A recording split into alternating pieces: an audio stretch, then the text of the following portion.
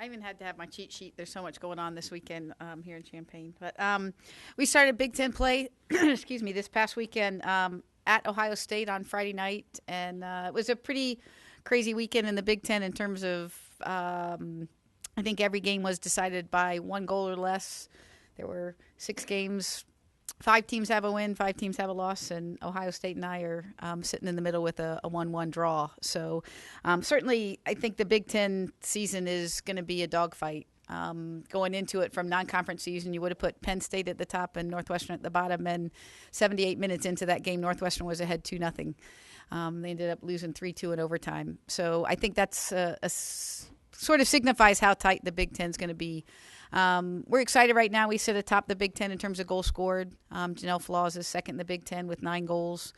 And certainly that's been the consistent part of our season in terms of scoring goals. Our defense certainly is getting better.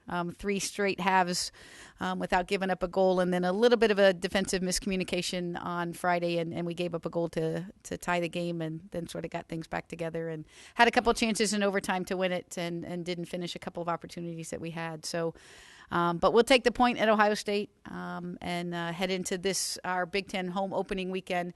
It is unfortunate that we go right up against volleyball on Friday night with our Big Ten opener against Iowa.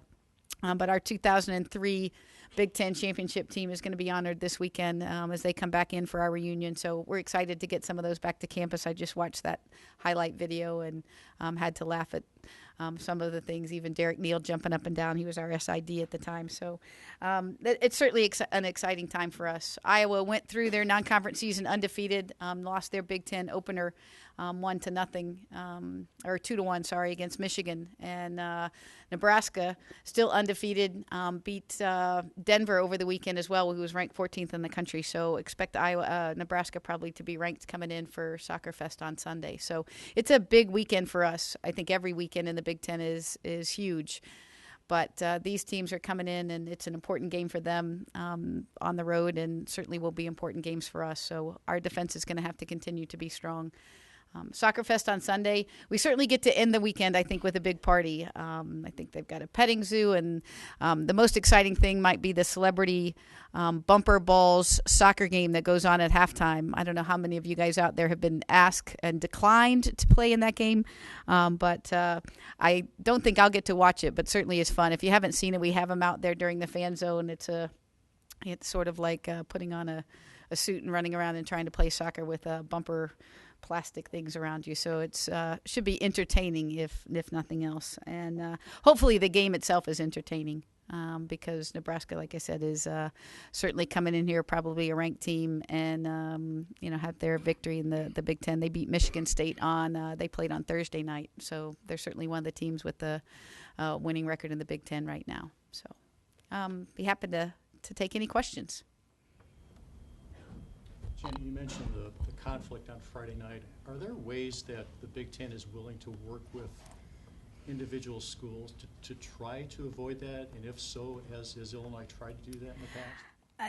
That's probably an administrative question. I was just talking to Maria Woods this morning about that and how we could be proactive. I didn't know there was a conflict until I got the email with my 4 free tickets, which I certainly won't be able to use. But, I think maybe, we have to be a little bit more proactive because certainly, we could have looked at maybe a time change or something like that to try to, because I know our game at least is not on the Big Ten network. So certainly there maybe some things that we could have done to adjust that. I know we kept our late game time in order to give our alumni time to get in after working on a Friday up in Chicago and things like that. So I think certainly something in the future we'll try to avoid that as much as we can.